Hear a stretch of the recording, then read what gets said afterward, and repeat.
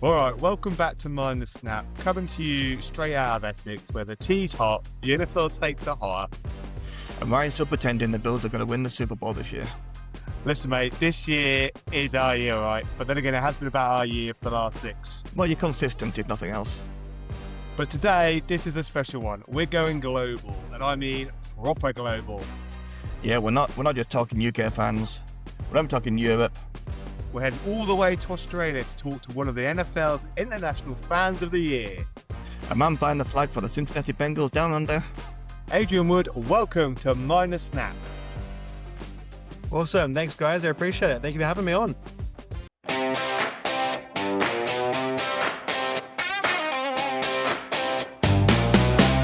Whoa, from Melbourne to Cincinnati, 3 a.m. alarms, no sleep, no surrender. This is Bengal madness down under. 12 years old and watching TV glow. Saw those tiger stripes and he already knew. Like an orange running through his veins. Never looked back once the Bengals came. While the city slept, he stayed awake. Monday morning meetings on 0 breaks.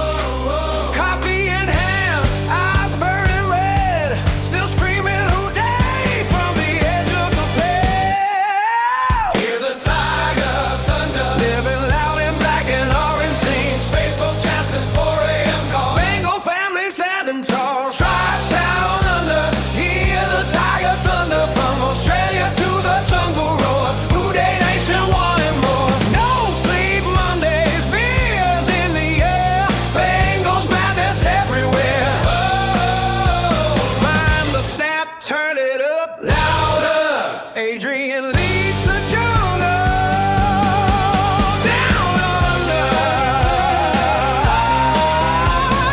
Started with free and a wild idea. Now 350 strong every single year. Steve and Lachlan by his side, building Bengal pride worldwide.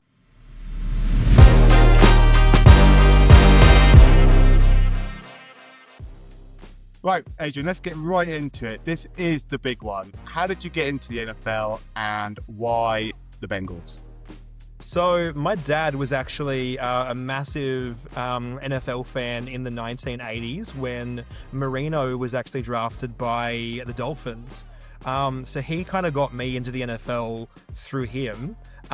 He actually bought me a copy of Madden. I think it was Madden 2007 on the Xbox. And so I actually, grew up playing games, based around that. And I actually got into the Bengals because of the helmets. I loved tigers, right, as a kid. And it was as simple as that, the tiger stripes, the uniforms, and that's what initially drew me in. Carson Palmer had a massive arm, Ocho Cinco, Chad, Houshmandzadeh. The Bengals offense at the time was just electric. And yeah, that was what, got me into the Bengals. And from there, it's just developed into an absolute man crush and obsession. Yeah. It's amazing how many people actually, from playing stuff like Madden, for instance, how people actually get into the NFL and stuff. I mean, when I remember when I was younger, that's sort of a gateway to getting into it for sure. Oh, it is 100% a gateway drug for sure. Yeah. Yeah. And then, so have you managed to get yourself over to the Paycor? Yeah, so my first trip over to Cincinnati was actually last year in October. I went and saw the Bengals Ring of Honor game in, as I said, October last year, which was the game against the New York Jets. For those not familiar with that result, the Bengals lost to the 0-7 Jets, which was classic Bengals.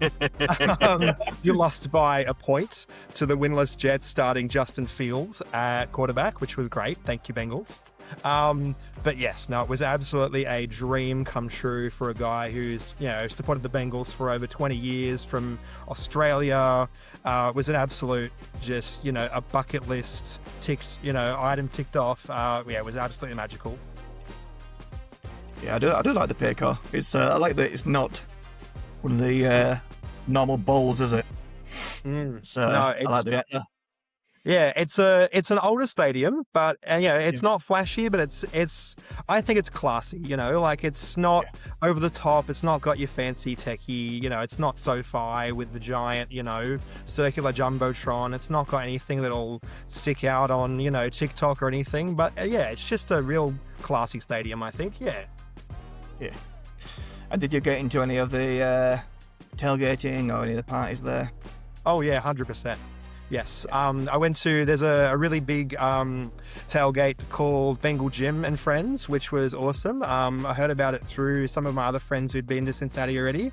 And just the vibe is just awesome, man. Like there was thousands of people milling around the parking lots, not just Bengal fans, but Jets fans as well. The vibes, as I said, it's just awesome. Like, people hand you drinks. They find out you're not from, they find out you're an international fan, that you're not from Cincinnati, that you're from out of town even. They hand you drinks. They bring you over. They're like, oh, you have to come try this. Oh, you have to have a burger. You have to, here's this free Bengals thing. Like, it's just, it's nice. amazing, like people hug you. You're getting pulled this way and that way. It's just, it's an awesome atmosphere for sure. Yeah, it's not like any other sport, is it really, for that? No, 100%. And particularly being from Australia, like Australians like to pride ourselves on being a really sporting nation. And I tell my friends in Cincinnati, and I tell my friends here, even in Australia, there's nothing like American tailgates. Like, they know how to party and they know how to game, and they do it so well. Yeah, for sure.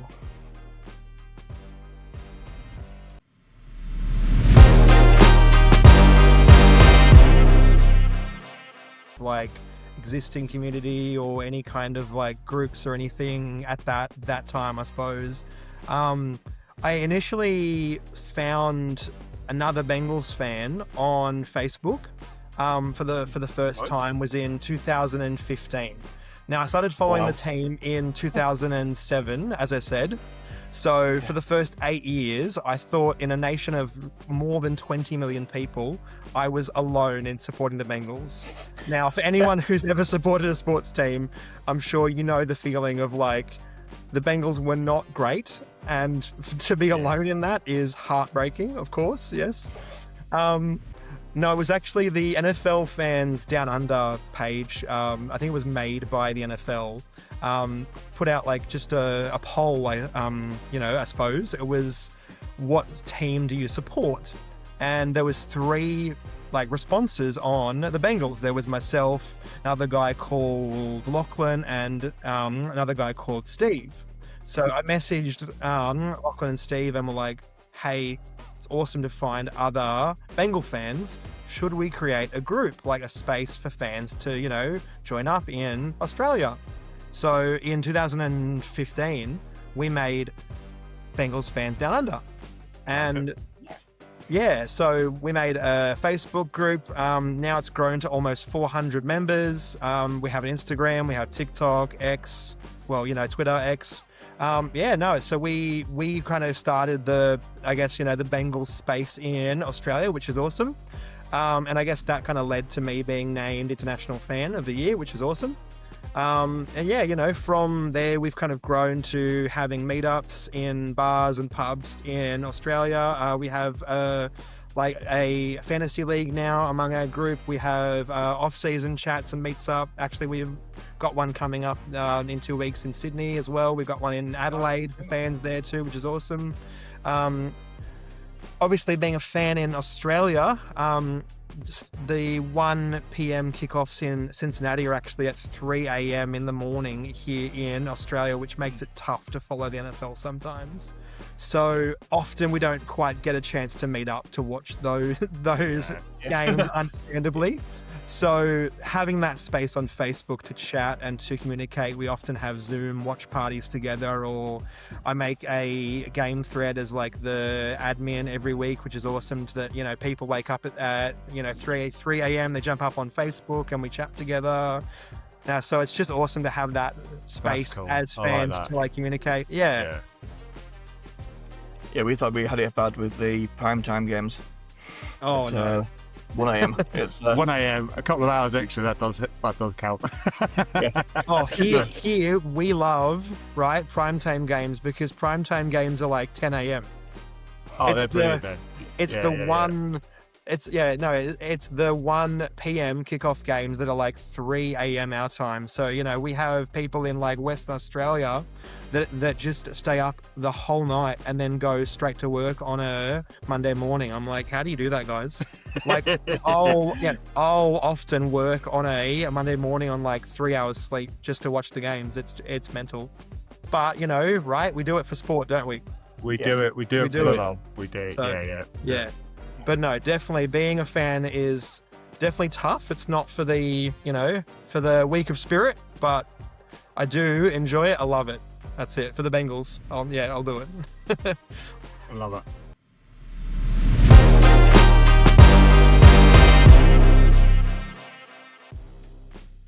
Okay, just we're going to cover your fan of the year experience in this segment. So when you got the news, what was that moment like? How did you find out? Yeah, so I actually got a random email from a member of the Bengals front office, which I've never, in my 11 years of running the Bengals Fans Down Under page, I've never had any kind of, correspondence from the Bengals, which I was really surprised to, find that. So that was kind of the first thing I was like, why are they finally contacting me? But I did accept the Zoom, invite. They phrased it like, oh, we've been talking to some of the other international fan group members. Like, I know there's a massive group in England. There's a big group in Germany, a big group in Spain, which I don't know if you guys saw, but the Madrid game, the Falcons and Bengals, which is awesome for the, for the fan group in Spain, so stoked for them. But yeah, so that was kind of how it was worded, was, oh, we're just having a chat with all of the heads of the fan groups. And I thought, okay, I'll do this Zoom. It was about 4 a.m. Australian time, which was about 2 p.m. in Cincinnati. And I thought, okay, I'll wake up for this. Right? Definitely 100%. Yeah. That's it. Yes, right. I'm glad I did. But yeah, so I talked with the member of the Bengals, front office. It was, I think it was the member of the front office was the he's the manager of fan development, which, again, kind of twigged something. I was like, all right, here we go. After about 20 minutes of talking about our fan group here in Australia and the story of my, being a fan and how we kind of grown to this little group that we have, at the very end of the call, he was like, oh, by the way, how would you like to go to the draft? Congratulations, you're the International Fan of the Year. And I was like, oh man, you're gonna make me cry here. You didn't actually cry, but it was close. No, it was just overwhelming, completely overwhelmed with emotion. It's such a huge honor to be recognized and to represent our fan group here in Australia and just every Bengals fan, around the world. Like I said, there's such a big following outside of Cincinnati and outside of the US. It's such a big moment and such a huge chance to represent and to put Australia and the other fan groups on the world stage. It's just awesome. Yeah. So that was kind of how I found out. But yeah, how I felt was just honored and very humbled, because I know that there are so many fans, particularly in Australia, that would have been deserving of it. But I was very grateful to represent our little slice of Bengaldom here in Australia, for sure. I love that. That's good. Very good. So when it comes to the draft then, so you're flown out, you're representing the Bengals on the global stage. So what was that experience like? Oh man, the draft was just amazing. Having watched it on TV and on my phone at work sometimes, and in various formats and platforms for so many years, nothing compares to being there. I never want to watch the draft in another way except live ever again. It is such an experience. The NFL does such an awesome job. It is, I can't put it into words. The showmanship, so much work goes into it. It was just mind blowing. I'm so thankful to have gone. Like, it was such an awesome week. Like, I was there for 5 days.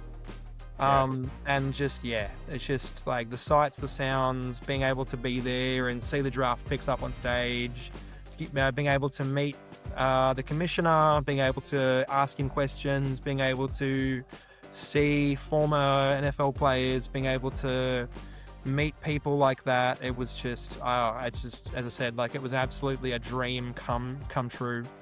Being able to announce a draft pick on stage, like, that's something that I'll be sitting in the nursing home in like 80 years being like, I did that, guys. Like, I actually got to announce a Bengals draft pick. Like, that is just, it's killer. Yeah, I can't put into words. Like, it's such an amazing experience. Yeah. Especially if you end up becoming like a Bengals Hall of Famer or something I like that. can't wait to go to Cincinnati and shake his hand and be like, I'm counting on you, mate. Like, you have to score 18 touchdowns today, bro. Like, that sounds awesome. So, what were your thoughts on Pittsburgh as a whole? It's Yeah, so Pittsburgh was an awesome city. It was different to how. So I've had friends from Cincinnati who have obviously been for games. So Pittsburgh itself is about a 4-hour drive from Cincinnati. And as I said, I've got a few different connections already in Cincinnati. Oh, so nice. people have like described it in a not a negative light, but in a light that they've been to games against the Steelers. And they've had some very different experiences to my experience. But Pittsburgh itself was a really cool city. All like the NFL had lots of different draft activations, and like there was lots of little mini pop-ups around the city, and they had lots of little draft shops, and like I went into the Steelers Pro Shop while I was there, and we got to go into the Steelers Stadium and have a look at their like museum, and like as a Bengals fan, that felt very weird, I must say, like seeing all their rings and their Hall of Fame jackets, and I was like, cool, I'm gonna skip this. Moving on, but no, like Pittsburgh itself is a really cool city. Like there's it's very accessible. Like we could walk wherever we needed to go. Like it was a city I hadn't been to before in my trips in the States. So yeah, it surprised me with how accessible everything was. Yeah. Nice. You sort of covered it earlier, but did you get a chance to meet any players, coaches, legends, or was there any surreal moments that you thought, wow, this can't be real? Yeah, I think just being up on stage at the draft was the like surreal moment, like being like kind of like side stage just before I was about to walk out and like announce the draft pick, like holding the draft card, waiting there with the person with the headset, like, okay, now is your turn to walk out on stage. I was like absolutely just shaking. I'm like, I don't know how I'm going to read this name out on like, on the like podium. And then you walk out on stage and it's like everything just melts away. You look out and there's like 100,000 people in front of you. And I was like, no, like I can do this. Like, this is it. I'm here. Like I'm at the draft. This is it. So that was kind of the moment that I was like, I will remember that exact moment forever. But yeah, in terms of like former players, I got to meet Curtis Martin, I got to meet Peanut Tillman, I got to meet the commissioner, I got to meet Ken Anderson, I got to meet like quite a few players. I got to shake hands with Paul Posluszny. So it was just it was actually like really cool. Yeah, love that. That's awesome. That sounds amazing. I think you got the good. I think the Bengals. I don't think they drafted anybody with a hard to say name, did they? No. That's exactly right. It was great. No, my like draft pick was Colby Young, and when they when the assistant, I guess, handed me the card, they actually said, "Easy to read, off you go." And I was like, "Thanks." Oh, nice. Like, oh, yeah, it was like great. Yeah, it was good. Yeah. Exactly, yeah. He's and you got a wide receiver as well, so yes, exactly. As I said, hoping he scores lots of touchdowns. Yes, please.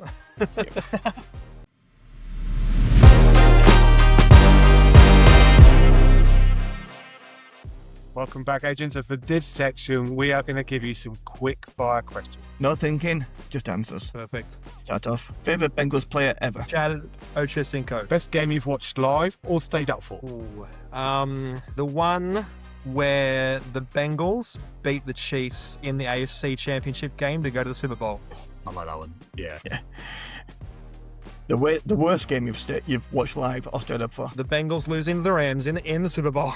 Yeah, true. I thought you were going to say the Bills game last year. Man. No, that was bad. Yeah. How many people have you converted into Bengals fans?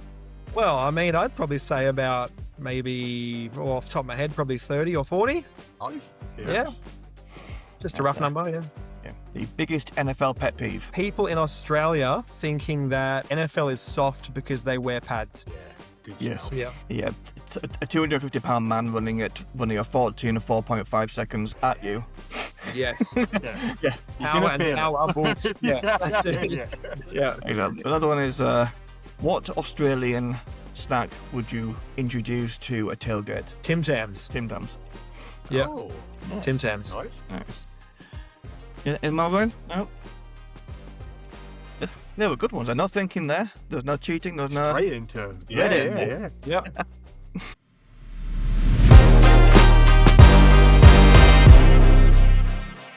So, Adrian, this is crunch time. We have a lot of rookie NFL fans watching the show, a lot of people who haven't decided their teams yet. So this is your time to shine, your time to plug the Bengals. So why should our new fans support the Bengals? So I have lots of reasons why you should support the Cincinnati Bengals. My first, the helmets and the uniforms. Timeless, classic, and who the hell doesn't love tiger stripes? Yeah. Second, we have the best quarterback in the whole NFL in Joe Burrow. Josh Allen. No. The best quarterback in the whole NFL. Right? Number three, the underdogs. The Bengals are consistently the underdogs. If you love the underdog, you need to support the Bengals. And finally, just support them. That's it. Thanks. I like it. Nice. So now you've given a plug to why you should support them. For any new fans, is there any resources you want to plug? Any podcasts, Facebook groups, etc., where people should join to get their Bengals fix? Well, that's a really interesting question. Well, we have our Bengals Fans Down Under Facebook group on Facebook. If you search it up, you're more than welcome to join there. Obviously the Mind the Snap, right, podcast. Okay, Always listen. That's it. I want to give a shout out to Outback to End Zone from Australia. Those boys killing it as always. And yeah, sorry, I wasn't really like prepared for that, but yeah, thanks. That's good.